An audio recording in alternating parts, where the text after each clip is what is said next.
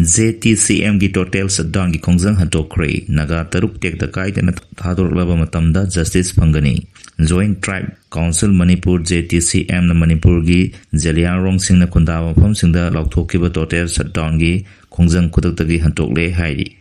JTCM न थादोरबो सेरल अमदा टोटल शटडाउन की खोंजंग हंटोकले हाइना फोंदोरपो लोयना टोटल शटडाउन की खोंजंग असिबु मपुंग फानबगिदमक्ता जलियांगरोंग मियाम बुथागतबा फोंदोरकली अदुमपुनगा मिचम तरुक फजनखिबा असिना ओइरकलिबा फिल्म असे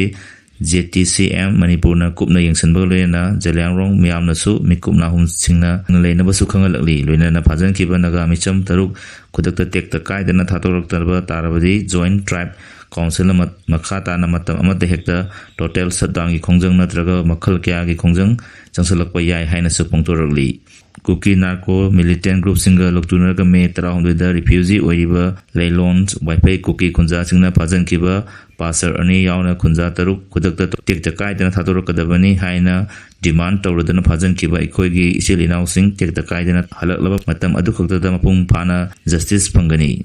मरम असिना मखोइना थादोरक्त्रिबा फावबा अखोइगी खोंजंग असे लोइसलोय हाइनसु जॉइंट ट्राइब काउंसिल मणिपुरना फोंदोरकली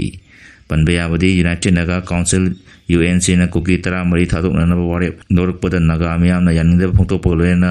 JTCM नसु खुदकता शटडाउन लौथोक्तुना खोंजंग चंसनखिबनी तुंगदा UNC की माइकैदगी कुकी 13 थादोकना वारेप अदु अमुक हंतोखिबनी चुचानपुरदगी तुपुल फारोगा कांगपोपी यौना चलिबा लंबी असि थादोक मियामगी ओइना सेप ओइद्रे हौकिबा मे 13 दा कांगपोपी डिस्ट्रिक्ट की मनुंग चनबा कोटलैंड अमसुंग कोटजिम अनि की मरकता खुलाई पाइबसिंगना थादोक सर्च लीडर अहुम हातखिबा थौदो मदुगी मतुंग ओइरकलेबा फिल्मसिंग असे निंगथिना रिव्यू अमसुंग एसेस तौरबा मतुंगदा सुचानपुरदगिना टुपुल फारोगा कांगपोपी यौना चलिबा लंबी असे तोंगान मरम कयाना थादोक मियामगी ओइना सेप ओइद्रे मरम असिना थादोक कम्युनिटी की मियामना खुदकतगी हारिबा लंबी असी चत्तनबा खंगली हाइना थादोक NP मणिपुरना थादोरपा चेरोल अमना हाइरी चेरोल सिन मका ताना हाइरिबना ममांग सही 2015 की अगस्त 3 मणिपुर की तोंगान सिविल सोसाइटी ऑर्गेनाइजेशन सिंग अमसुंग थादोक NP मणिपुर की लमजिंग मखादा थादोक अमसुंग मैते कम्युनिटी अनि की मरकता वकल तामिनाबा अमा लाकपा होख्रे थादोक अमसुंग मैते अनि की मरकता वकल तामिनाखिबा असिना मणिपुर की तोंगान डिस्ट्रिक्ट सिंग लेरिबा थादोक मियामना इम्फाल फाउदना सतोक ससिन तौबा यारे थादोक मियामना थादोक.com दा यावरिबा पोर्टल असिगी खुतांगदा रजिस्टर तौननबा अमुका हन्ना खंगलकली अदुमकपु हारिबा खोंथांग असी कुकीनी हाइना सक्ताकलिबा मियसिंग अमदि कुकी ऑर्गेनाइजेशन सिंगी मेंबर सिंगी ओइनदि हारिबा खोंथांग असिदा अप्लाई तौदनबा खंगली कुकी सिंगी दमक्तदि थादोक NP मणिपुरना मखल अमतगी दायित्व लौरोई तसेंना सखंगलबा थादोक मियामगी ओइनदि मखोइ मसक ताकपा अमसुंग चुम्ब्रा लाम्ब्रा हाइना चेक तौबगी प्रोसेसता मखोइगी ट्राइब सर्टिफिकेट थादो हाइबा असे यामना मयक सेंगना इनबा खंगली मथौ ताबा मतेंग अमसुंग चमनबा लेरबसिंग अदु कोकनबगिदमक्ता थादो NP मणिपुर की ऑफिस ता कांटेक्ट तौरनबसु खंगलकली थादो हाइबा ट्राइब असे तोंगानबा इचने ग्रुप अमनी थादो असे कुकी ट्राइब तगी तोंगाली अमसुंग कुकी ट्राइब की सरुक अमनते मरम अदुन कुकी की ऑर्गेनाइजेशंस लनाय मियसिंग नत्रगा इलेक्टेड रिप्रेजेंटेटिव सिंगना थादो असे कुकीनी कोनसंदनबा अपील तौरी हाइरी म्यांमार की लम असे इंडियन सिक्योरिटी की इंटरेस्ट की मायक थबक तहोलोई नुमित मंगान की खोंजत हौजे इंडिया दा लेरिबा म्यांमार की प्रेसिडेंट मिन ओंग हालिंगना अरांग प्राइम मिनिस्टर नरेंद्र मोदी उनदना लेबा असे की सिक्योरिटी ट्रेड डिफेंस हेल्थ अमसुंग एजुकेशन की मरी लेना हिरम कया की मतंग द खनख्रे नकल अनिना उनखिबा द प्राइम मिनिस्टर नरेंद्र मोदी की मैकेट की नॉर्थ ईस्ट की हौजे ओइबा सिक्योरिटी की तंग तादा फियम असी मतंग द वफम कया पुखतकी वाफम अदुदा म्यांमार की प्रेसिडेंट की मैकेट की म्यांमार की टेरिटरी असी इंडियन सिक्योरिटी की इंटरेस्ट की मायक थबक तहोलोई हाइना थाजबा पिरमखी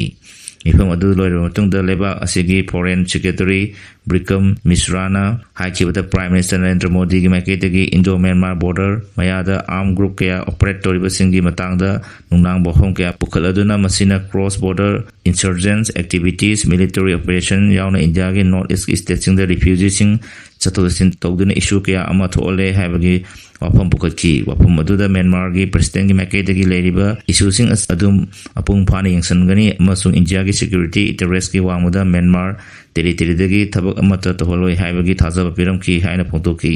लुसिंग बनी की मरकता म्यांमार शांति थमननबा होनबा लोयना एथनिक ग्रुप सिंग पुनः नुंसी चानना लेमिननबा थौरांग सिंग पाखमिननबगी ततांगसु खनखी हाइरी India na Myanmar lanmi ki posta artillery kapsalabute wa thoknare Myanmar gi makai da gi chapchana khut anki junta military junta gi losingba min ong halengi Indian khongchak ka mapa chana na Indian army na Myanmar gi lanmi gi posta artillery kapsanduna attack tore haina wa thoknare Myanmar gi makai da gi chapchama khut hanki haina Myanmar gi pause Mijima na report torokli report asin hai me kontrama to gi nimidang da gi horaga jun amagi ayuk phawa nakal ani gi marak ta kan ong da khut thona ki haina report aduna photorokli report asin hai Tenapol district ki manung chanba mafam amadagi Myanmar tamna artillery round kya marung Kapsankhre matungda nakal ani gi marak ta kan ong da khut thona ki bani international border gi mile amarom lapna leiba min Thar village India gi security forces na artillery round kya marung kapsalaki Tamu town dagi mile taraga humdoi lapna leiba khongang aduda Assam rifle na heavy artillery sen aduna attack chatar ki bani junta gi maketi khut handana nakal ani gi marak ta kan ong da khut thona raki Tagdok Tagum under the labor Kunza Amana agency that Ponto Kibagi Matung in India, Romdagi Ikan the artillery round Cameroon, Kapsala Kibana, border Manana labor Kundaramba, Kunza Sing Sound and Pai Polaki. Juntag Lusingba, Min Ong Haling India Concert leading said to the Sam Rapolna, the Mogi Min, Tar Kong the attack that Kibagi Tawong Adu, Akan the contempt of Ponto Ihana, civil disobedient movement gi, ne win, Ong Koba, Sergeant Amana Pontoraki, Myanmar military intelligence ki Matung ina. Minthar village da chorana lanmi kuntra rom lei mafam aduda leiba junta gi lanmi Sani nationality army amadi north east ki lalo sing lei mafam da Indian gi security forces na atamna na military round kaya marum kapsula kibani khudong thina oiraba maram na Minthar na leiramba micham ayamba matam khagi mawang da mafam adu thatok tana chena krabani hairi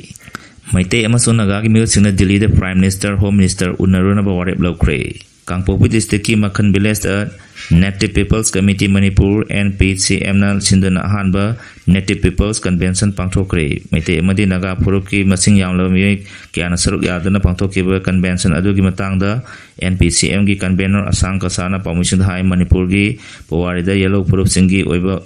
mifam ama pangthokposi singthani ngai ni mifam aduda lokiba warep singi matangda high suspension operation su abrogate tobolena Manipur mikok thibagi thabak packaging the National Register of Citizens NRC hana update togodabani state asidagi Assam rifle thoki godabani haina sumyang gi nifam da warip lawre haina mahana phongtoki